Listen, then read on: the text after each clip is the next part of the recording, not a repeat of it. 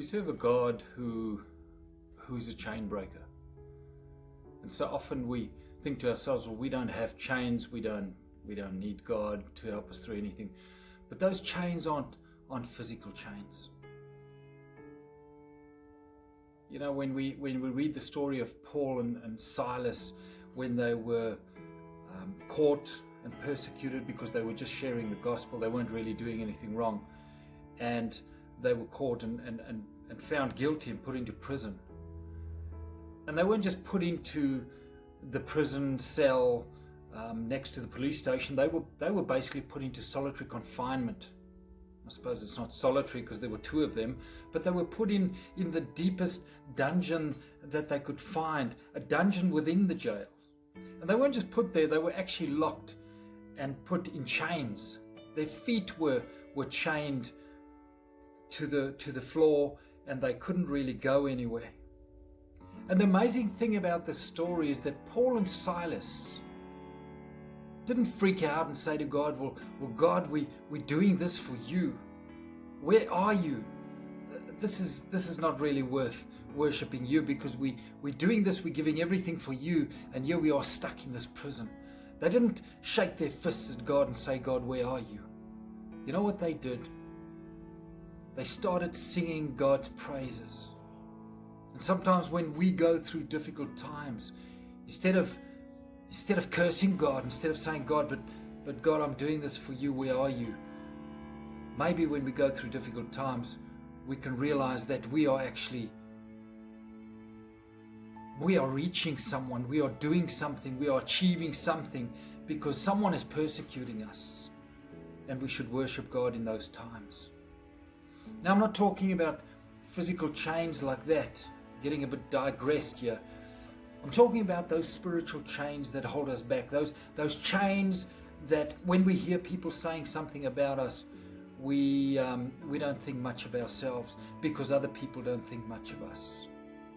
Those chains that hold us back because we don't think we can do anything, because we don't think we're good enough.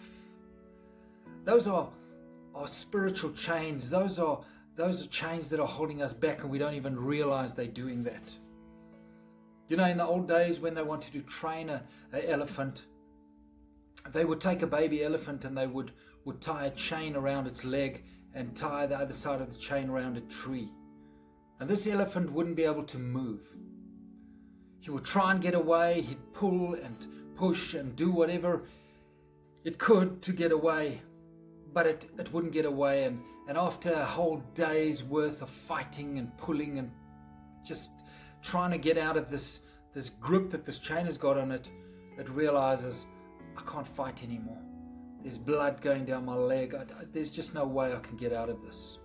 And day two maybe begins off with a bit of a struggle again, and eventually the elephant gives up. And every day the elephant gives up a little bit earlier and a little bit earlier. And eventually the elephant realizes, I'm not getting out of this. There's no way I'm going to get out of this. And then eventually, you know, these the people that run the circus would tie a little tiny rope around the elephant's leg and put it around a little stake in the ground. Now, when this elephant grows up, it's so indoctrinated and it so believes that its strength has been taken away and it can't achieve anything, that it doesn't even try. Even though this elephant is so powerful when it grows up, and this little stake is never going to hold it back, it still believes that it cannot achieve the strength. This elephant just wants to be free, just wants to do what it's been created to do, but it can't, because its mind has been indoctrinated. Now I want to say to you today, don't let your mind be indoctrinated by people, what people have to say, by the lies of Satan, by any of these things. Don't allow that to happen, because it's not true. Satan is a liar. God is saying you can do all things through me who strengthens you. And it's just the fact that we need to change the mirror that we look in. You see, when Moses passed away, or actually before Moses passed away, when God told Moses, I want you to go into the land that I have already given you. God is saying, this is your land, man. I've signed the deeds. I've done everything that needs to be done. This is yours. I'm giving it to you. But all you need to do is just go and prepare a little bit. I want you to send 12 spies into this land. So Moses got 12 guys together and he said, go and look at this land. Go look at whether it's fertile or not. Go look at the people that live there. Go see what our prospects are. So 12 guys go in. They see exactly the same thing. They see this amazing abundance this land has. They see the pomegranates that are huge. They see these bunches of grapes that 2 people need to carry. They're so big. They see the fertile soil. They see there's plenty of water. They see this is an amazing country.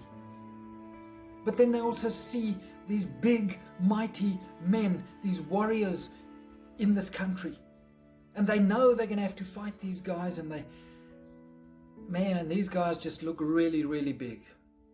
And there's doubt that creeps in. And as these 12 guys come back from their spying expedition, Moses and the Israelites say, right, guys, give us some feedback on what happened there. All 12 of them agreed. It's an amazing, beautiful country. It's got everything that the Israelites need to live a happy life. All 12 of them agreed that the men there are huge, that they've got superior weapons, that they well-trained soldiers, they're amazing warriors. But 10 of the 12 men say, these men are huge. We look like locusts in their eyes. Joshua and Caleb said, these men are huge. We won't argue that fact. That's a fact, man. That's a fact. But here's the difference. We are not going to see ourselves through their eyes. We're going to see ourselves through God's eyes.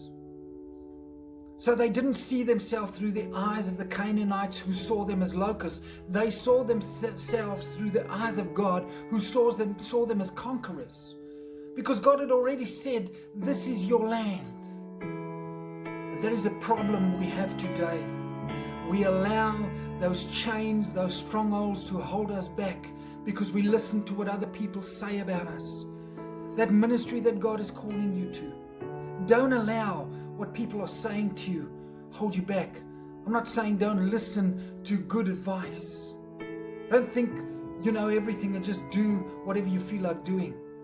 Focus on what God is calling you to do. Listen to good advice, but don't allow the chains of what other people have to say hold you back to go and doing what God is calling you to do. I know there's someone listening here today that knows they are being called to something.